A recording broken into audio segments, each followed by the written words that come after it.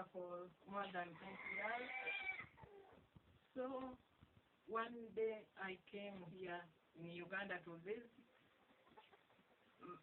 one of my relatives.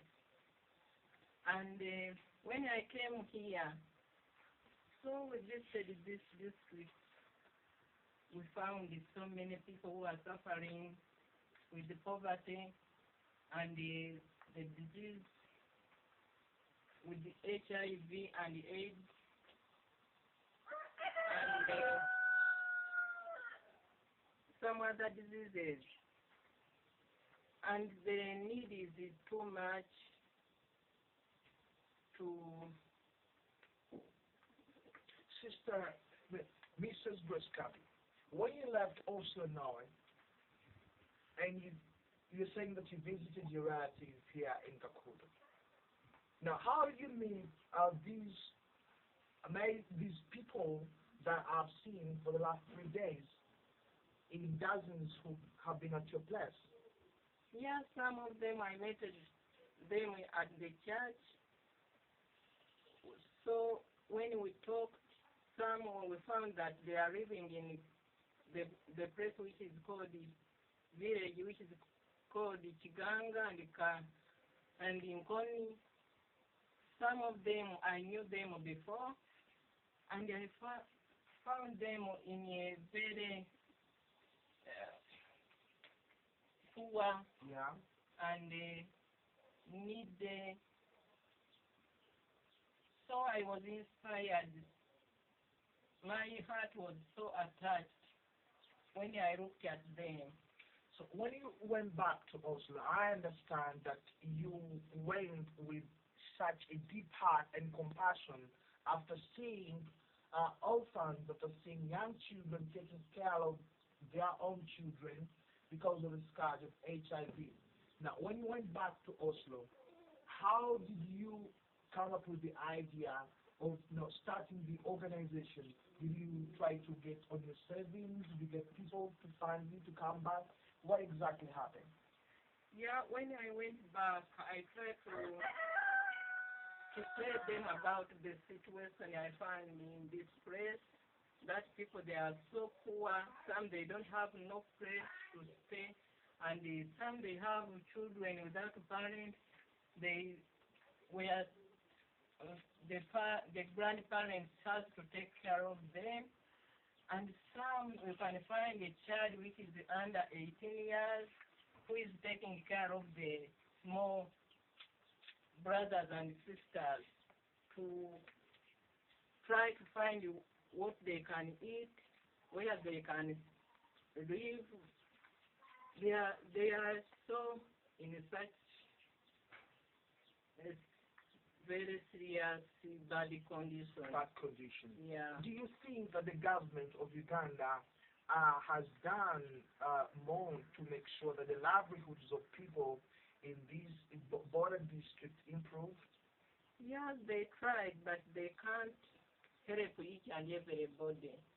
So I got an idea so that I can go in Norway and try to talk to some people, how people they are suffering, so that we can get help from them.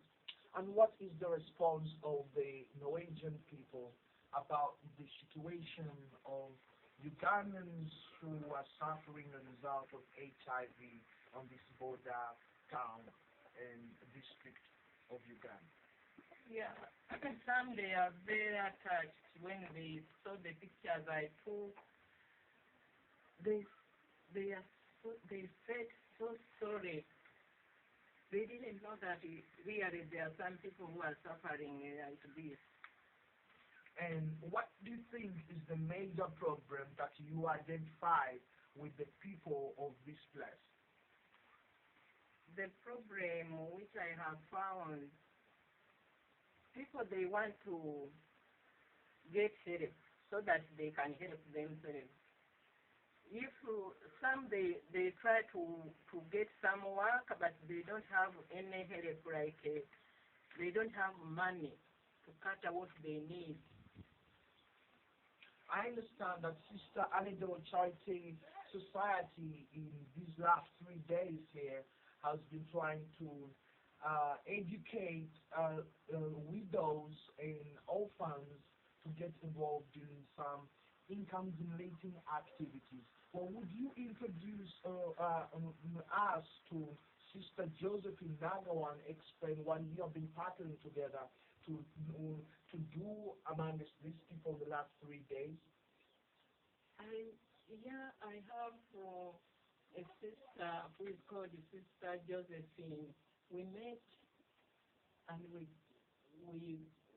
are friends, and I told her about Sister Nede Charity Society, and I told her that I have started a project which needs help.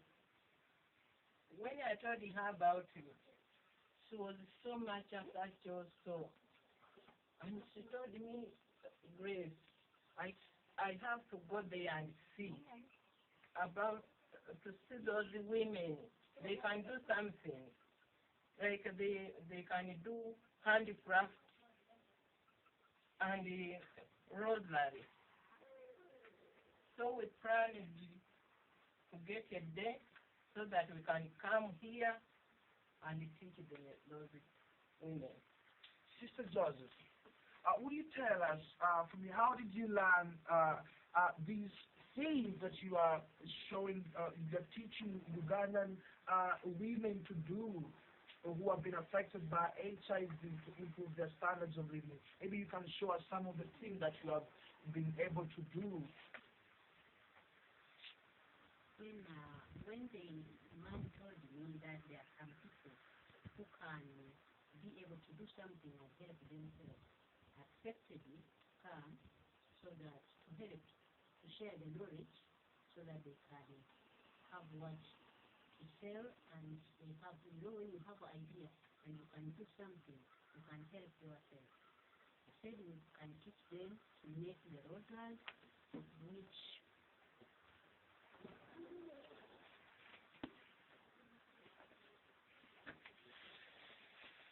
if you get a fair, you can do this thing to help them. This one you can be able to sell it 2,000, 1,000, and then the way the material. That's $1.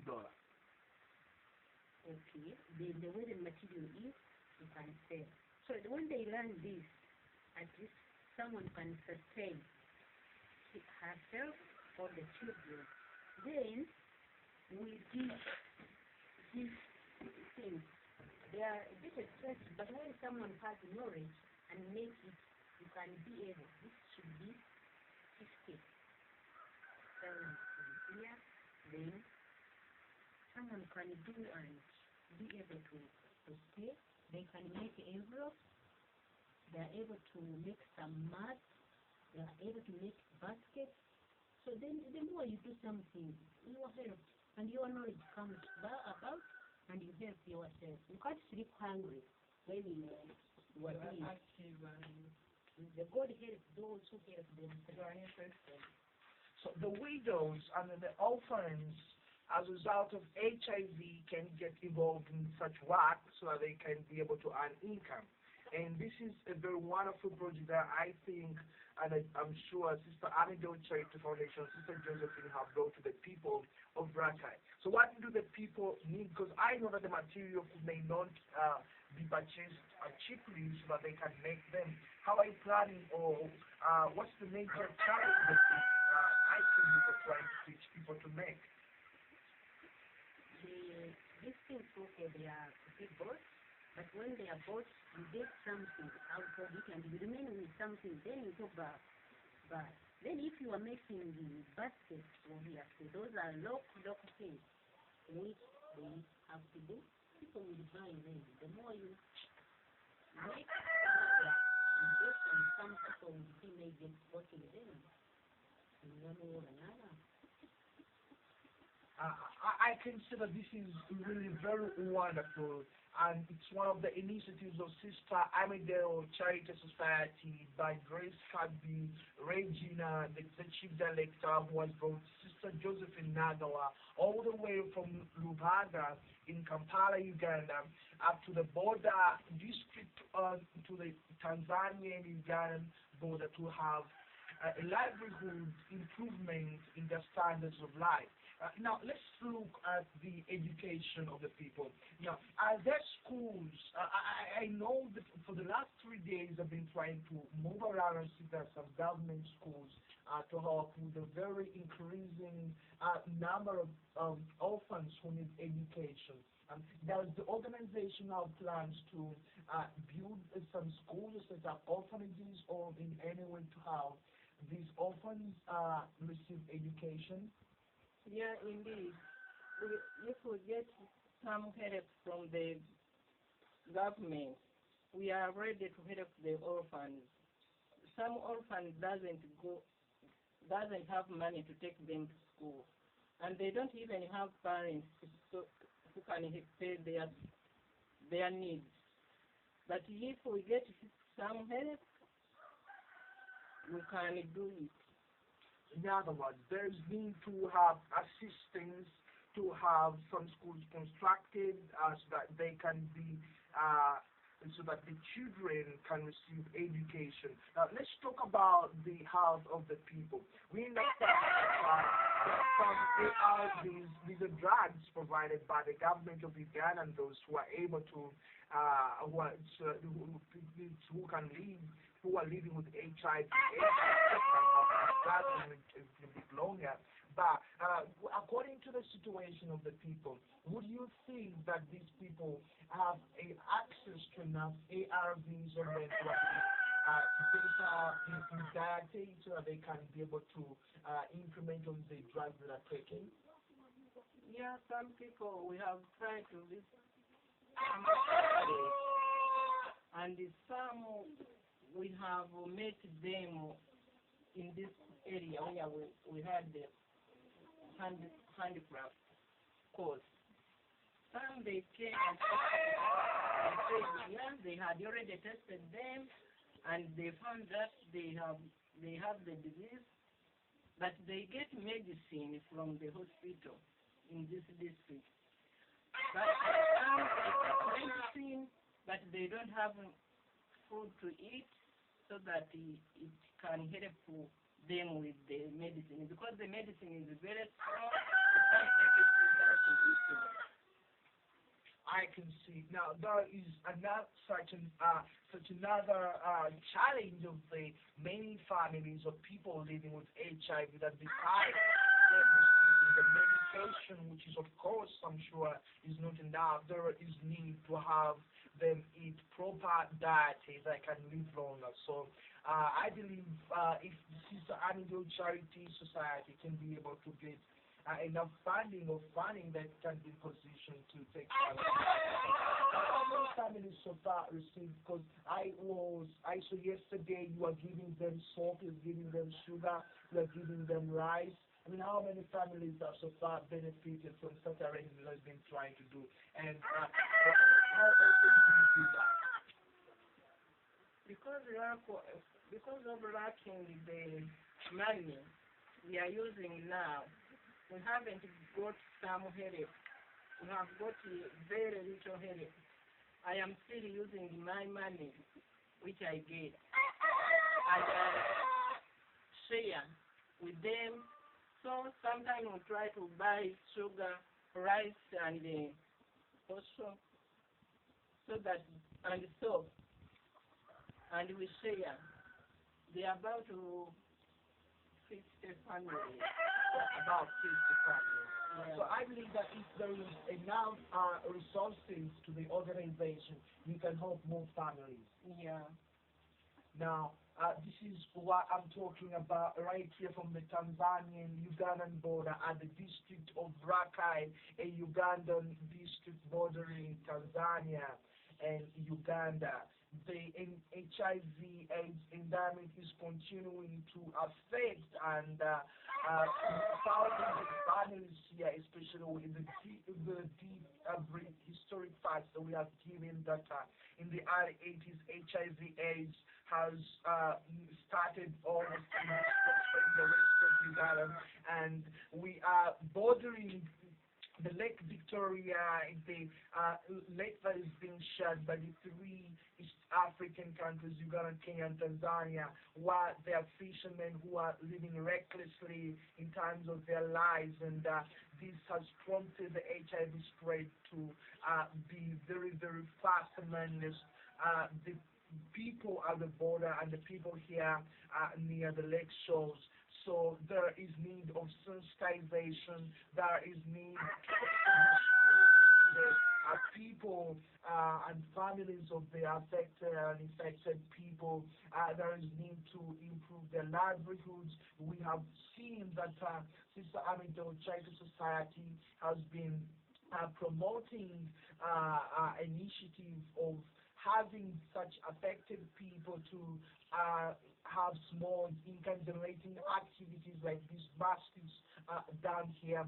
So we are believing that people out there who have some resources don't need to have billions or millions of money to be part of Sister Amido Charity Society. You can probably commit yourself to raise $1 or $2, $5 or weekly or monthly, so you can be in position to help such affected people through Sister Amido Charity Society. Now, can you give us your contacts and your website so that people can be able to reach you in case they have some assistance for the organization? Just now we are using Sister Amido Charity Foundation.com. www.sisteramido.org. Okay, and then your mobile phone number. Okay, but still you can reach Sister Amido Charity Society. There on Facebook. They have a page, Sister Amido Charity Foundation, and you can still view Sister Amido, Grace Regina on Facebook and on Twitter. You could see some of these pictures from the poverty-stricken families, like most of the houses we're seeing around there, of people who cannot help themselves. This is HICGI News Agency on the Tanzanian border of district of Rakai Kakuto with you, Kivumbi, Ernest Benjamin. We want to thank you so much for your time. Sister, thank you so much for joining us this morning. And thank you so much, Dad Grace Regina, for joining us today. Thank you very much, Benjamin.